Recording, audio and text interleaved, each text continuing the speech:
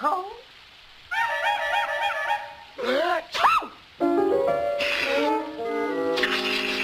Why, you poor little thing. I better let you stay inside the house tonight.